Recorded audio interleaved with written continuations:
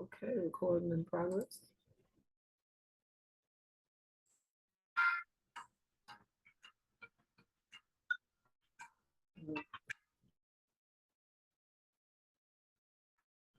All right, got anybody that want to know about getting your child support deleted from your consumer report, please chime them in. I did put the link to the Zoom if you want to watch the presentation so you can actually see the laws. Make sure you got your pen, your pad, your paper ready.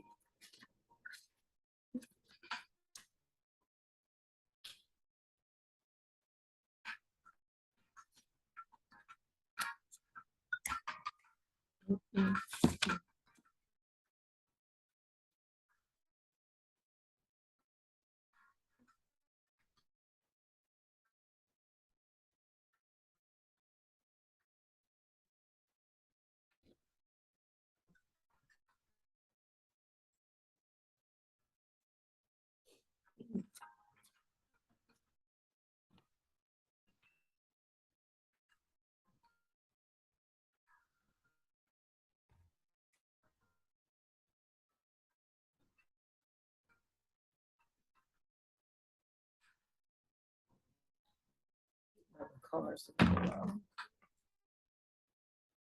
right, if anybody that wants to know about getting child support deleted from their consumer report, this is going to be, I'm dropping gems now. I'm dropping gems. These lives won't be up for long. So if you know anybody that want to know how to delete child support from their consumer report, please let them know. Please chime them in. The presentations will be put on YouTube, but you have to actually have access to the links to YouTube. So it'd be best if you watch the live. The link to the Zoom if you want to watch the Zoom. If you having technical difficulty with the Zoom, let me know, okay?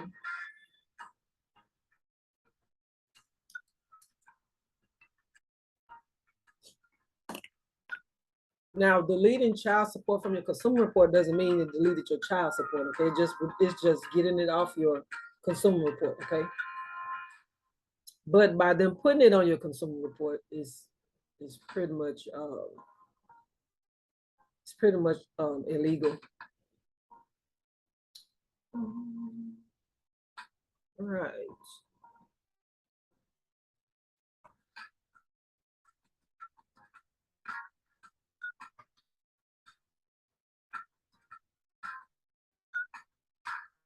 All right, I'm giving a few more minutes, about 3 more minutes. If you know anybody that needs to get child support deleted,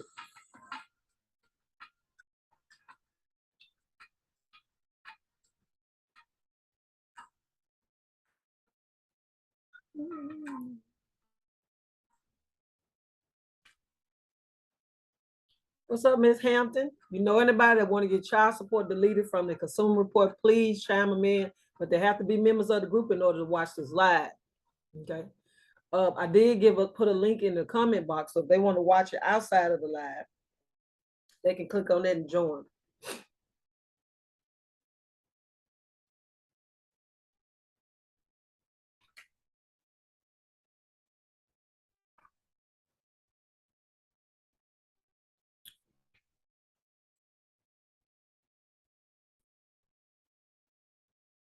All right, so I'm gonna start in 1 minute.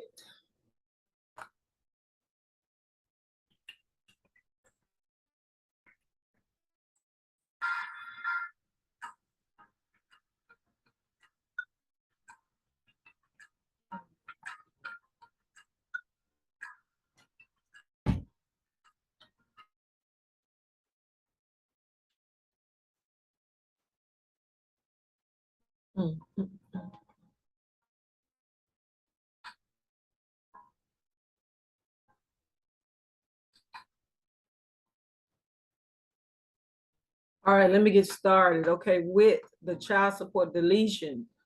First of all, with the child support deletion, everything that I say in this live and on my Zoom, make sure you click the link for the Zoom so you can watch the presentation that we go as we go. You can write the laws down. Now, what I do, I'm not credit repair. And I have a lot of people inboxing me, asking me to do credit repair for them. I'm not going to do it. I'm teaching you the laws that you can use to include inside of your letters to help you delete items from your credit report. Now, if you just not that letter savvy or tech savvy, or you just don't know how to write it, I do have letters for sale that you can purchase. But I do ask that you reword them so that we won't have these same letters going out. And once companies see these same letters going out, they start to analyze letters that's coming in. So now everything that I say, you make sure you do your own research on it. Make sure you got a pencil and paper so that you can write these laws down, because it's one thing to have somebody to repair your credit for you, and it's another thing for you to know what they're doing on your credit report. So I feel like it's the utmost importance that you do your own credit repair, or you fix your own credit.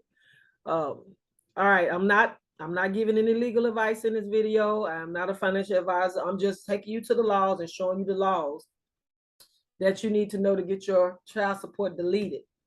All right. So now don't forget, when you get this deleted from your consumer report, credit report, it's not removing your obligation for child support. No way, form, or fashion am I telling you not to take care of your children or to just stop paying child support altogether. We just need to get this deleted from your consumer report because they have violated your rights.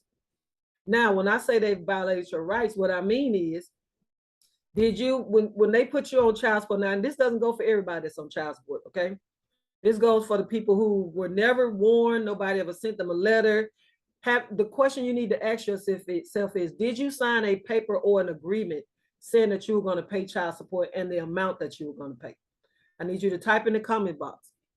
Did you sign a paper or a letter stating the amount of child support that you were going to pay? And this letter that I'm explaining, this is the letter that you're going to send to the child support agency. Okay. So 9 times out of 10, you didn't sign anything. So right there, they violated you. And when I say they violated you, make sure you got pen and paper. They didn't have permissible purpose. Okay. They didn't get permission from you to report anything or to even advertise your business on your consumer report, because anybody that pulls your consumer report, they see all of your business, see all of your information. They see if you have late payments. They see if you're in bankruptcy. They see if you pay child support. They see if you owe student loans. That's your business. Now, ask yourself this too. Would you type your social security number and address in that comment box for everybody to see? I'm gonna give you a minute to think. Shouldn't be a hard question, okay? No, you won't.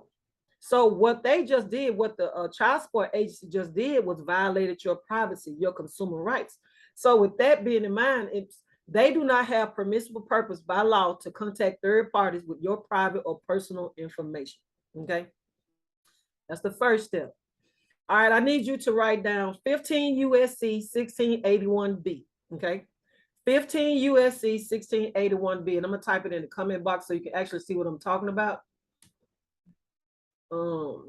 I am on Facebook. This is my Facebook group live. So for my people who are watching the Zoom, I will be going back and forth from both, because I want to make sure everybody get the understanding of this. All right, so if you owe child support, and this goes for any arrears or anything that's dealing with child support, this works for that. Okay, 1681. So y'all can go type these laws in yourself. 1681B. And you can read them for yourself, okay? All right, so now with 1681B, that's talking about any consumer reporting agency or agency that may furnish a consumer report under the following circumstances and no other in accordance with the written instructions of the consumer to whom it relates.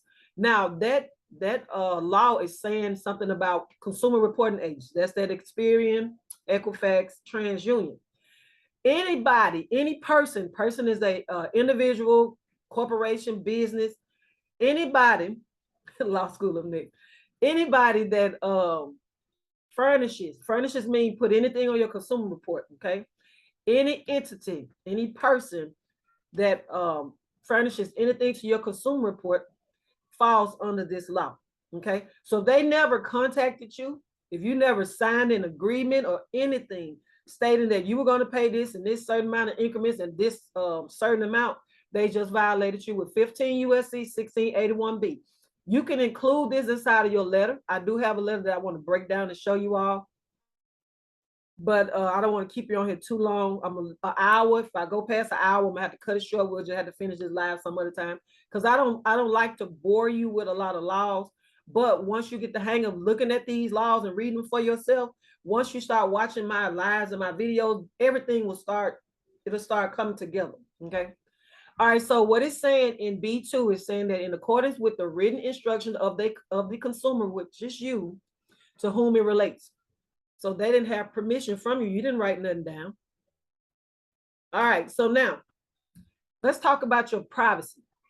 15 USC 1681A, the letter A. 15 USC 1681A. These are all laws. You can go, once you type these into Google, type them in Google. And if you can, if you're on your cellular device, just go to the internet, type them in, and keep that page in your phone, so you can have something to go back to and refer back to. Let's talk about privacy. 15 USC 1681A speaks on a consumer's right to privacy. So, regardless if you have 2, 3, 4, 5, 6, 7, 8, 9, 10 children, they do not have the right to violate your privacy. Okay. First of all, they didn't get permission from you. You didn't sign any agreement. Remember that. To piggyback off the right to privacy, 15 USC 1692A, as an apple, speaks on your right to individual privacy. Okay. So individual privacy, and let's go to individual privacy. It's talking about abusive practices. There's an abundant evidence of the use of abusive, deceptive, and unfair debt collection practices by many debt collectors. Abusive debt collection practices contribute to the number of personal bankruptcies. Listen to how they affect us when they report inaccurate information to our consumer reports. Contributes to the number of personal bankruptcies, and this is how they violate us, to marital instability, to the loss of jobs, and to invasions of individual privacy. So if I were to go, and if you had somebody to do credit repair for you, that's why I'm teaching you the laws, so you can learn to go look for this yourself. You don't even have to worry about the credit repair agency looking at your information. And then too, when you put your trust into them and they take it and they abuse it, you don't know what they did to you. Okay. So now these laws speak on your right to privacy, and you have the right to your individual privacy. All right.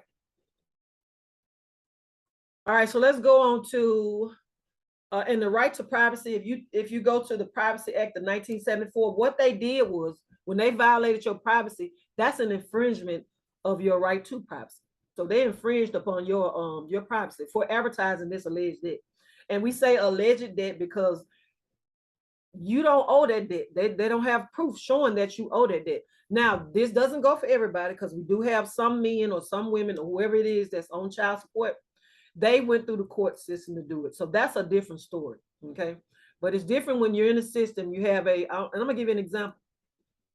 You have a female that you got 2 kids by. She's on food stamps, she's on Medicaid. She's required by law from getting those services to report or to participate in the child support system. So once she reports your name to the child support system, you think about it now. She's there, she's applying for it. She has this consent to say, yes, I want to do child support. And she could say, is Adam who's the dad? Okay, he's gonna pay the child support. Now, a lot of times, I have seen this, where they will place a person on child support without even having a DNA test, just because the mother said that this is the father, or the father say this is the mother. So in order for me to get food, so I'm gonna put anybody on it. So now you getting a court order saying you got to go to court. Don't show up for that court if you want to, and now you got to pay child support, and you trying to figure out why you getting locked up because your license suspended. You trying to figure out why your check getting garnished. Not one time did you sign anything saying that you were going to pay that child support, that alleged debt that they put on that consumer report. Or you just up and decided you wanted to check your credit score, and the child support account is on there. So now that's them advertising that alleged debt on your consumer report. So that's infringing on your right to privacy. Okay. The Privacy Act of 1974. All right. Now, when I speak on the advertisement of you having to pay child support or this child support account on your consumer report, if you type in 15 USC 1692D as in dog, 15 USC 1692D, that's harassment and abuse. It says, and this is 15 USC 1692D4, the harassment and abuse, the advertisement for sale of any debt to coerce payment of the debt. And when they say advertisement for the sale, anytime a person, I'm speaking about the corporation, the business, or whoever it is that's furnishing this information, anytime they furnish this information to the consumer reporting agency, they're making money. They make money by getting that, giving them data and collecting that data. So you're not getting it, they're reporting this information, you're not getting paid anywhere. But by them putting this on your consumer report, that's like coercing you to make the payment without even having no paper signed. You don't have nothing in your hand stating that you are the legal owner of the debtor for this child support account that's on your consumer report. All right. So make sure you're writing down these actual laws so you can, once you get done, once I get done with the video, you can go back and read this for yourself. All right. And two, remember, the whole time that you're thinking about these laws and you're creating your letter, there's no set way for you to write this letter. Okay. Ask them to show you the agreement. So I want you to include this inside of your letter. Once you tell them what laws they've broken or violated, you tell them, you ask them to show you the agreement contract. You want them to send that to you, to mail that to you, where you sign with your signature. If they can't send that back after your first notice, then you take that letter, you go find you a consumer lawyer. You get it. If that doesn't delete it from your consumer report, because they will send you back a letter using it as a stall tactic, because they know they don't have that information to show you. So once you get that next letter back from them, and they don't give you anything, they just give you some type of explanation, you go get you a consumer lawyer, okay? Or you can write another notice, rephrasing the laws, giving them a second chance to cure it, which that's what the courts like for you to do. When you, especially when you're dealing with a consumer lawyer, they like to see that you gave them notice, first of all. And then if they don't respond what you want them to respond to, then you send them another notice and let that notice be that final. You let them know that this is your final chance to cure the situation. And if they don't do it after that, then go find your consumer lawyer. That'll be your third step. All right. All right. So you're looking for that agreement or that contract that you signed. All right. You want them to send that to you. Now, when they take your information and report this to your consumer report, you didn't give them permission. First of all, they took your social security number, put that information in, and they gave it to a third party, Equifax, Experian, TransUnion. That's identity theft. And there's another process with identity theft that you'll have to go through. It's like 4 steps that you have to have when you're doing identity theft. But that's considered, there's 2 laws that I want you to include inside of your letter. I want you to put in 18 USC 1028-8. That's aggravated identity theft. Aggravated because they knew full well that they didn't have any information or evidence that you signed that contract or that agreement. No response from you at all, no signature at all, and they still chose to stick you with this alleged debt and report this to your consumer report. All right. Also with identity theft, and it's talking about 15 USC 1681Q. Let me go to that one because I actually want to read that one to you. Obtaining information on the false obtaining information under false pretenses. What it's saying is with 1681Q, it's saying that a person who knowingly and willfully obtains information on the consumer from a consumer reporting agency under false pretenses shall be fined under Title 18. That's that 18 USC 1028A, in prison for not more than 2 years or both. So now all of these laws that I'm reading to you, these are violations. And under that type, that chapter 41 on Law Cornell, it's letting you know that they're liable for every violation. They're liable at least $1,000 per violation. You can get paid. I done read off about what, 5 laws so far. That's $5,000 right there. 5,000. And that's what we call our remedy. Now, some people may see remedy different. They may see remedy as just take it off my consumer report and I'm good. Okay, that's their remedy. They don't want to go through any legal, any litigation. They don't want to go to court. They don't want to have to deal with lawyers. So getting it deleted from your consumer report is remedy for them. But you will be dealing with companies or persons that just stall you out because they know that some consumers don't want to deal with it. So they don't figure you got the gumption, or you got the balls, or you got the guts to go get you a consumer lawyer and litigate their butt for it. Okay. They don't think you'll do it. They already didn't think you knew the laws. So by learning the laws and showing them that you know the laws, they're going to respond to you correctly. They're going to still use their tactics so they won't have to delete it from your consumer report. But they're going to be like, oh, this consumer knows a little something, so we can't just half step with this one. Okay. All right. So now the penalties for this violation for aggravated identity theft violation of this law is a felony punishable by up to 2 years of imprisonment, in addition to civil liability. So now when you send that letter, that's that notice. And you're going to do it, you're going to assign it as notice to principal. Notice to agent is notice to principal. Notice to principal is notice to agent. So whoever gets this letter, whoever opens it and reads it, they're liable for what's in the contents of your letter. Okay.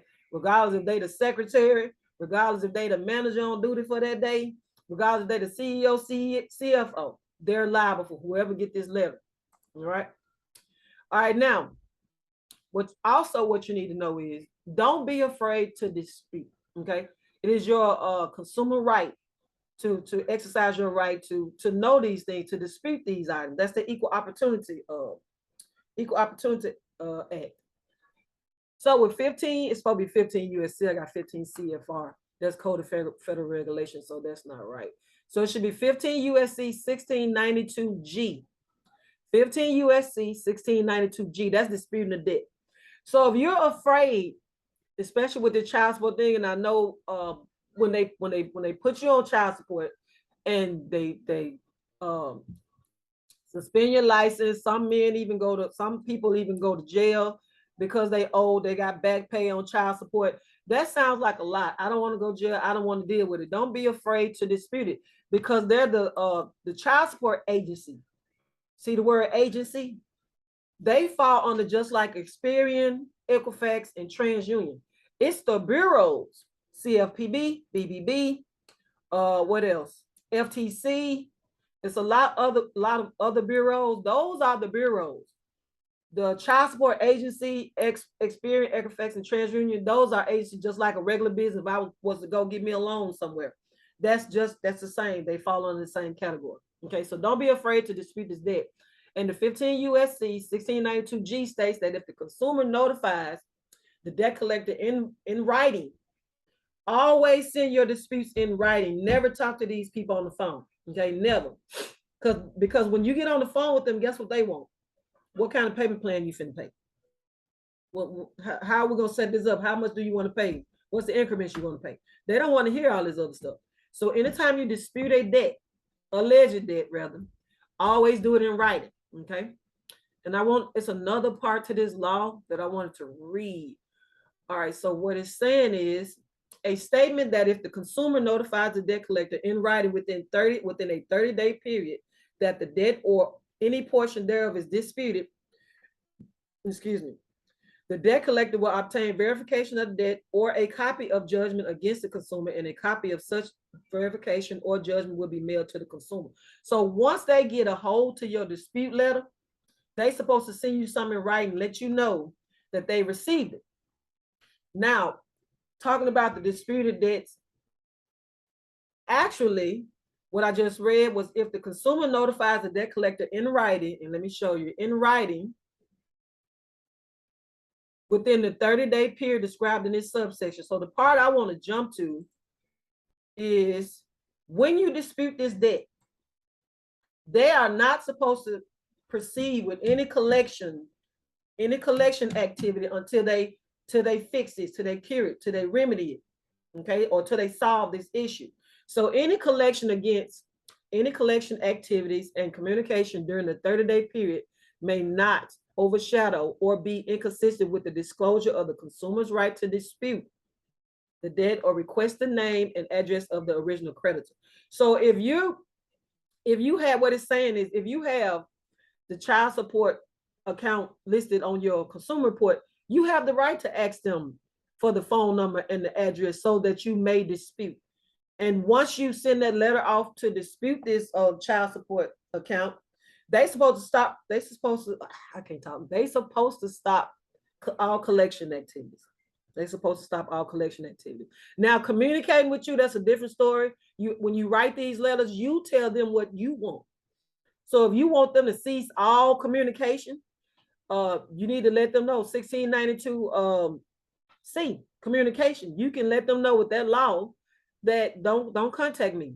But we want them to contact back. They don't have to call you. You can say, don't call me. Do not call me. Just send me everything in writing. You can put that inside of the letter. But you want them to contact you back some type of way via mail, because you want them to send their contract back. If you know you didn't sign anything and they can't produce that document with your signature saying that you owe that child support, or you signed anything stating that you were going to pay that alleged debt, you got them right there. That's how that one law is going to help you get that child support deleted from your account. If this sound all too confusing, I do have a consultation. My consultations are $55. So you will have to, as of right now, the way you contact me is through email. I'm not going to DM people because it's a lot of times when I get DMs, I don't answer them either, because it'd be a lot of people spamming, or it'd be people that, you know how they do when they get in your DM. So I don't do DMs. So the best way to contact me is through my email. Let me type it. hello@lifestyle247365.com, and let me type that in real quick. hello@lifestyle. Make sure I spell it right, because I know a lot of y'all probably gonna copy and paste. I will do a Zoom meeting, so you'll have to click on the link when I do the Zoom, when I break down the letters. So if you get confused at how to start your letter, I can help you start a letter. Or if you don't want to go through that process or that hassle, I do have letters, child support letter, deletion letters already ready. All right, so just know, back to what we were talking about, within that 30-day period that you dispute this account on your consumer report with that child support agency, that's who you're going to send it to. You're going to send it to the child support agency. They're supposed to stop all collection activities, okay?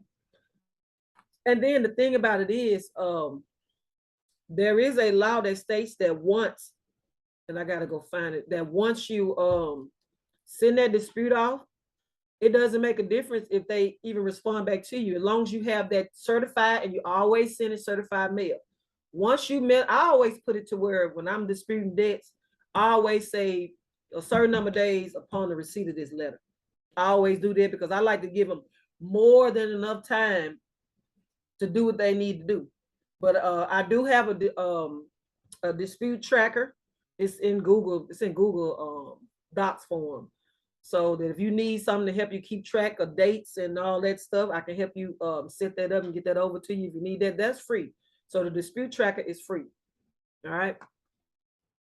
So I always give them, like, once you receive this, once that certified mail date, that's the date I start counting. Okay, so I start counting from that date.